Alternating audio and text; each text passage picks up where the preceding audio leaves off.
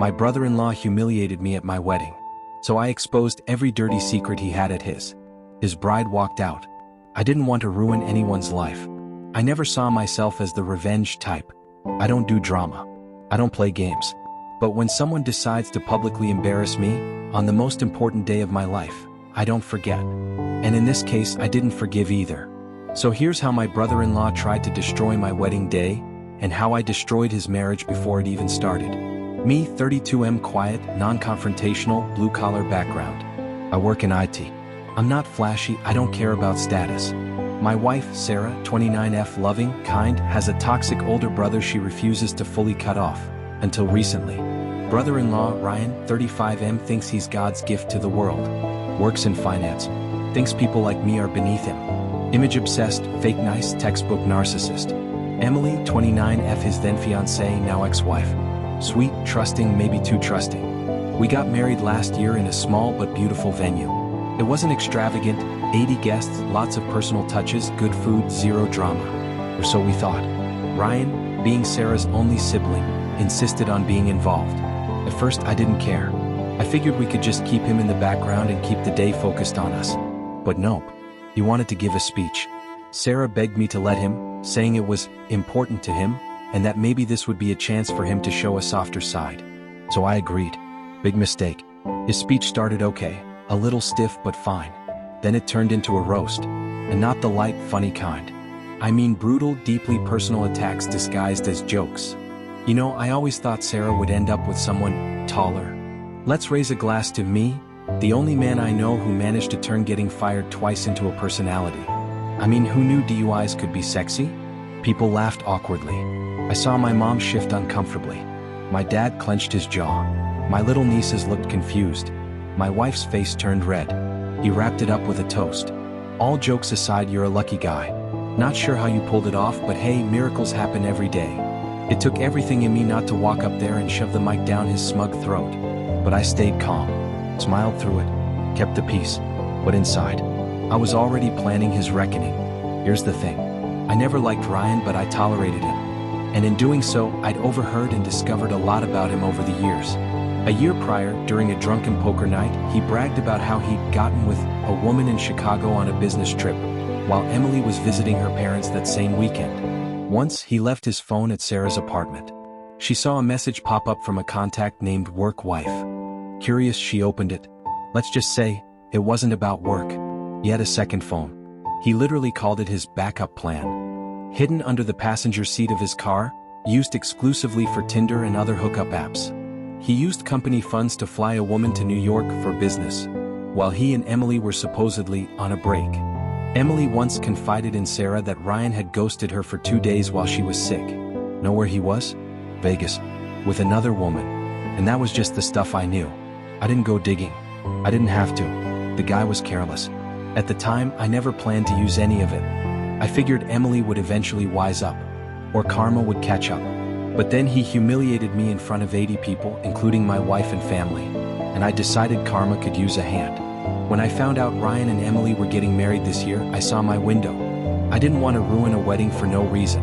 But I figured if Emily was being lied to, and if Ryan felt entitled to publicly shame others, maybe it was time the truth came out. So I started collecting screenshots of texts Ryan had sent me bragging about cheating.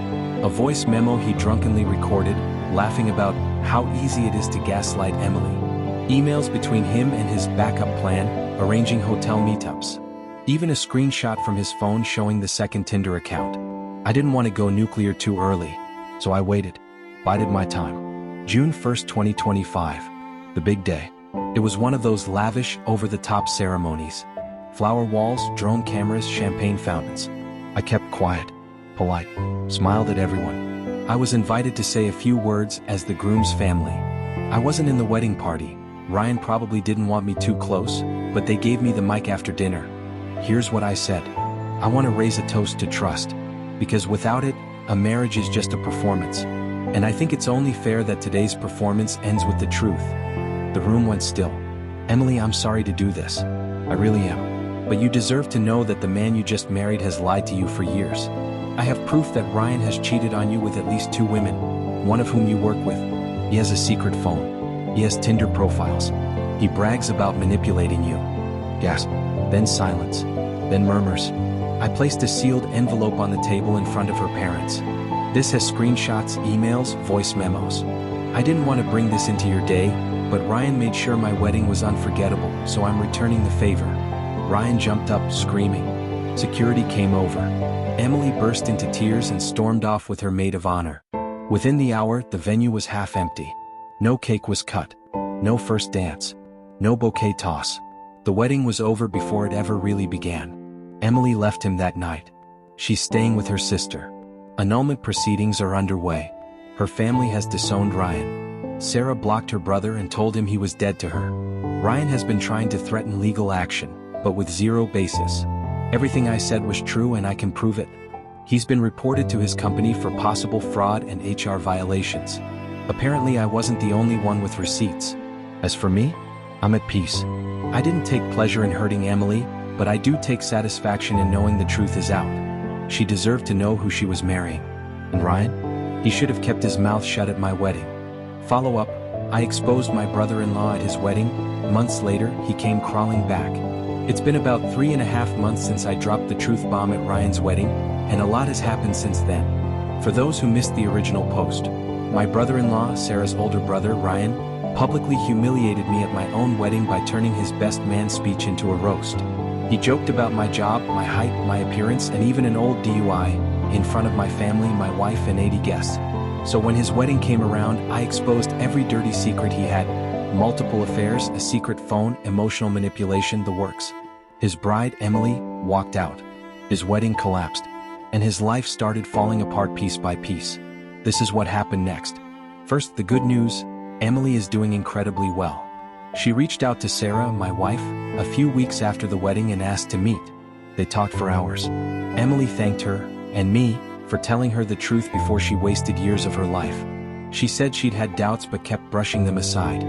Finding out the truth hurt, but it also gave her the closure she needed to walk away with dignity. She's now living with her sister, started therapy, and even went on a solo trip to Portugal that she'd been putting off because Ryan wouldn't have approved. She's glowing in every recent photo. The annulment was finalized. She blocked Ryan on everything. Not even a text. Honestly, I respect the hell out of her. Ryan didn't take it well. The guy fell off the deep end almost immediately. After the wedding imploded, he tried every angle to salvage his image. Denial, rage, gaslighting, then pity. None of it worked. Sarah blocked him. His parents told him to take some time to reflect. aka, stop embarrassing the family. He got fired from his job, see original stories comments for that subplot, and his social circle shrank fast. People he thought were friends started ghosting him. Even his gym buddies dropped off. About 2 weeks ago I got an email from him. First time he'd contacted me directly since the wedding. Subject line: "Can we talk?" Was surprisingly calm. Said he wanted to clear the air, that he didn't handle things right, and that he regrets how everything turned out. He asked if we could meet for coffee, man to man. Sarah was immediately suspicious. I was too. But I agreed under one condition: it had to be at a public place and Sarah would be nearby. Not because I thought he'd get violent, just because I didn't trust him not to twist the narrative if he didn't get his way. We met at a coffee shop. He looked rough. Unshaven, bags under his eyes, suit way too big for him now. He started off with a limp apology. "I didn't mean to make your wedding about me. I was just trying to be funny." I just stared at him. Let him talk. "I've had a hard time lately. Lost my job. Emily's gone. It's like everyone turned against me overnight. No acknowledgement of why that happened. Just poor me, poor me." Then he tried to pivot. "I think we both made mistakes. Maybe we can agree to move on? Clean slate." I let him sit in the silence for a few seconds before I responded. "Ryan, I'm not angry anymore. But we're not doing this mutual fault thing. You humiliated me on purpose. I exposed facts. You lost everything because you lied to everyone who mattered. That's not on me." He tried to say I was vindictive, that I should have just told Emily privately. I just said, "You humiliated me publicly, so I gave you the same stage. The truth only hurts when you're hiding something." After that, he had nothing else to say. We parted with a stiff nod. Haven't heard from him since. Ryan is unemployed, single, and basically blacklisted in our family. He's not welcome at family functions. His parents said that, not me. Emily is doing better than ever. She sent a thank you card. I kept it. Sarah and I are stronger than ever. She told me exposing Ryan was the best thing I could have done. For her and for Emily. Me. I'm doing just fine. Still at the same job, finally saving for a house, enjoying the peace and quiet. There's no dramatic twist here. No second revenge. Just a satisfying conclusion. Ryan lit the match. I held up the mirror. And he set himself on fire. Sometimes you don't need to destroy someone. You just need to let them be exactly who they are, and wait.